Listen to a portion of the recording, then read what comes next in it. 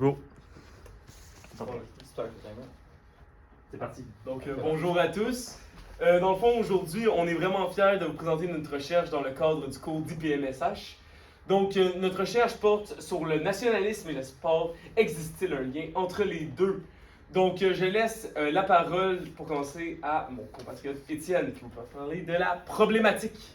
Donc, oui, notre question de recherche, c'est existe-t-il un lien entre la performance des équipes sportives d'un pays et le niveau de nationalisme chez sa population? Là où réside l'intérêt de ce sujet-là, c'est qu'on aborde deux domaines qui sont déjà largement étudiés dans le domaine de la recherche et qui sont plutôt pertinents à étudier, c'est-à-dire le nationalisme et le sport. Ce sont deux concepts assez intéressants. Le nationalisme, lui, peut être défini comme le sentiment d'appartenance à une nation donnée, tandis que le sport, ou plus précisément la performance sportive dans le cadre d'une question de recherche, peut être calculé avec notamment des fiches, les palmarès, les joueurs étoiles d'une équipe, mais d'autres indicateurs qui seront explorés plus tard. Au niveau des recherches qui ont déjà été faites à propos de ce sujet, il n'y en a pas tant que ça, mais il y en a quand même quelques-unes qui se concentrent plutôt sur des événements particuliers. Par exemple, durant la Deuxième Guerre mondiale, les équipes sportives en Allemagne, en Italie et en URSS qui ont été utilisées, où le sport a été utilisé à des fins de propagande et pour raviver un peu le sentiment nationaliste de ces pays. Donc, il n'y a pas tant de recherches portant sur ce sujet-là en particulier. Notre hypothèse est qu'il existe un lien entre les performances des équipes sportives d'une nation et le degré de nationalisme présent chez ses citoyens. Bon, bien, pour la méthodologie, comme mon collègue Étienne a déjà mentionné, c'est ça. Dans le fond, notre objectif, c'est de trouver les liens entre les deux. Notre méthode d'analyse qu'on a choisie, c'est l'analyse de traces. Puis la méthode, c'est l'analyse de registres statistiques. Concernant la description des bases de données, il faut savoir que le plus souvent, vu que nos échantillons, c'est des sondages politiques en général, pour ça, on a utilisé Politico. Puis pour le reste de notre recherche, ça a pas mal été des sources de Wikipédia.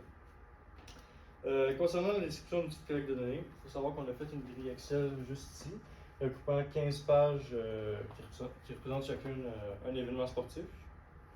Pour l'événement sportif, on s'est basé sur 4 critères. Il fallait qu'il y en ait 3 sur les 4 pour pouvoir le sélectionner. Le premier, c'est la fiche des victoires et des défaites, en lien avec l'événement. Le deuxième, c'est le palmarès, qui compte les médailles, les championnats gagnés, tout ça. Le troisième, la longévité. Et la quatrième, les joueurs étoiles, la popularité, puis l'expérience des joueurs auprès de la population. Tout ça. Concernant les partis politiques, pour qu'ils soient nationalistes, il va en avoir. On avait 5 critères, puis il y en avait 4 sur 5 qui devaient être respectés. 3 sur 5, excusez-moi. Le premier était l'approbation de la langue, par exemple la loi 101. Le deuxième, l'approbation de la culture. Qui peut être des subventions d'art dans le domaine local.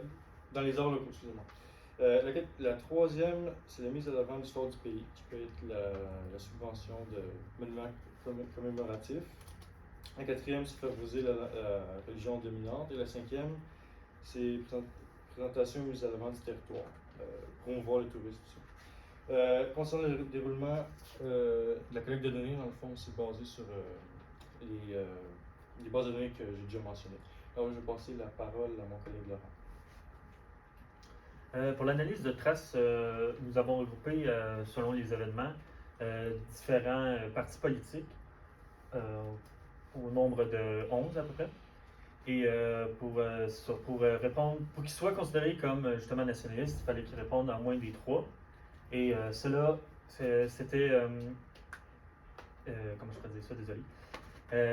Il fallait qu'ils répondent à 3. Puis selon les partis, c'était différent entre eux, comme par exemple, les frères d'Italie répondaient à la promotion de la culture, la mise en avant de l'histoire, la préservation du territoire, tandis que, par exemple, l'Union démocratique croate répondait à la promotion de la culture, la mise en avant de l'histoire et favoriser la religion dominante. Et en fonction de ces partis-là, on les reliait justement aux événements sportifs auxquels le pays avait participé, justement. Et justement, par exemple, l'équipe de football italien a participé à l'Euro l'édition 2020-2021, qui ont eu une très bonne fiche de victoires et défaites. C'est ça. Ils ont aussi, de façon générale, ils ont aussi un très bon palmarès avec, par exemple, des victoires de la Coupe du Monde. Mais par contre, ils n'ont pas gagné, par exemple, la Coupe du Monde sur plusieurs années, par exemple 2 ans de suite ou 3 ans de suite. Et pour le parti, en gros, c'est ça, comme j'ai dit tantôt, ils répondaient aux 3 critères. Et par exemple, pour la promotion de la culture, pourquoi ils répondent à ce critère-là, c'est par exemple, ils veulent revoir justement les traités en lien avec la zone d'euro, en gros le regroupement des différents pays européens, qui ont adopté l'euro comme leur monnaie officielle et voudraient changer pour mettre leur propre monnaie.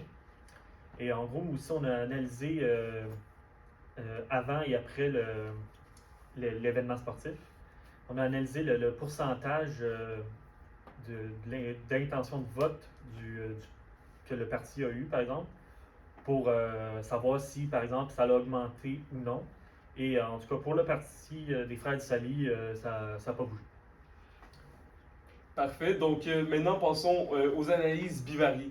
Donc, regardons vraiment le résultat final de tout ce travail-là. Dans le fond, qu'est-ce qu'on a fait? Comme Laurent l'a dit, on faisait la différence entre les résultats politiques après l'événement sportif, moins les résultats politiques d'après l'événement sportif. On obtenait un chiffre. Dans le fond, on avait 15 cas au total. On mettait ces 15-là dans un même panier et on faisait une moyenne de tout ça. Donc, on peut voir qu'au final, les partis politiques nationalistes ont évolué de 1,03% dans les intentions de vote après un événement sportif d'envergure dans leur pays. Donc, ce résultat-là, ça prouve en quelque sorte qu'il pourrait exister vraiment un lien entre le nationalisme et le sport. Par contre, 1,03%, ça reste vraiment faible. Et avec la marge d'erreur, c'est plutôt difficile à dire si il y a vraiment un lien véridique. Sinon, parler des cas en général, ça serait vraiment important de parler de chaque cas en particulier, mais on va vraiment voir les extrêmes. Donc, il y a 2 partis qui font en sorte que le résultat est de 1,03%. C'est le Front National et le parti Venstre. Dans le fond, ces partis-là ont vraiment beaucoup augmenté après des performances sportives. Par exemple, le Front National a augmenté de 9,3%. Et Venstre a augmenté de 7,5%. C'est vraiment énorme.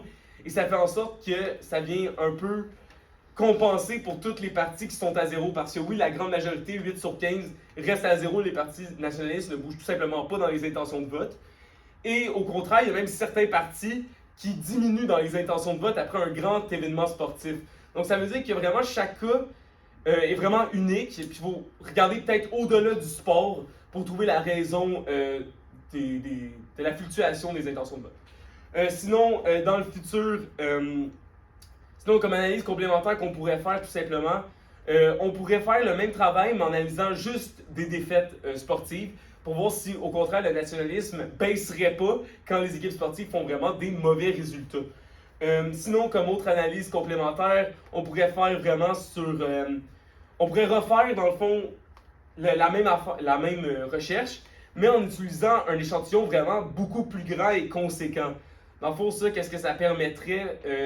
C'est qu'avec un échantillon plus grand, on pourrait regarder vraiment tous les pays de la planète. Là, on a vraiment utilisé l'Occident en général. Donc, en utilisant tous les pays de la planète, on pourrait peut-être avoir un résultat différent. Voilà. Donc, je vais passer la parole. Voilà, comme mentionné par Zachary, on peut voir que ça nous permet d'affirmer qu'il y a un lien, mais vraiment très très faible de causalité entre le nationalisme et les résultats positifs ou négatifs des événements sportifs.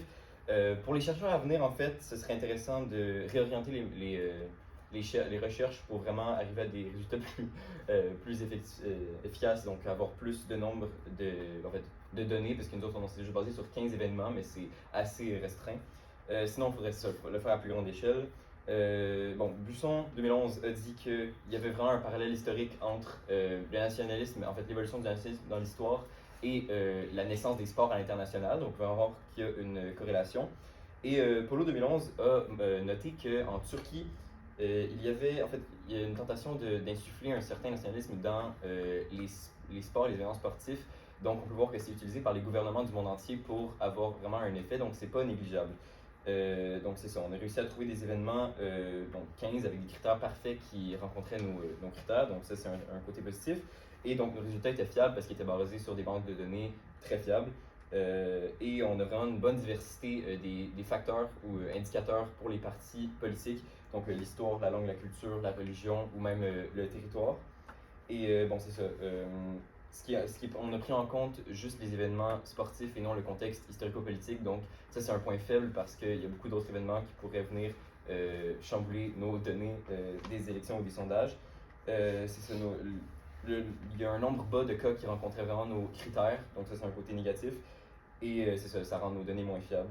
Et ce qui serait pertinent de faire pour les recherches futures, ce serait d'élargir la diversité de sports qu'on aborde. Par exemple, en Asie, on voit le badminton, le ping-pong ou bien le cricket qui ont une influence grande et qui pourraient altérer le taux de nationalisme. Voilà.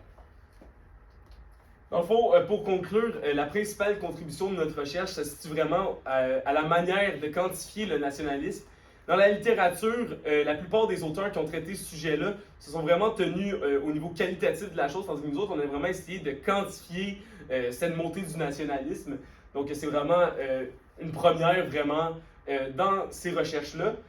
Sinon, ultérieurement, comme on en a parlé, on pourrait faire la même recherche ou tout simplement changer la méthode de collecte de données et aller peut-être vraiment réellement au jour le jour. Par exemple, un événement qui se passe sportif vraiment d'ampleur, on fait passer un panel, un questionnaire sur le nationalisme, on attend de voir l'événement et on repasse le panel, on leur redonne un nouveau questionnaire pour savoir si leur nationalisme a évolué, leur sentiment nationaliste.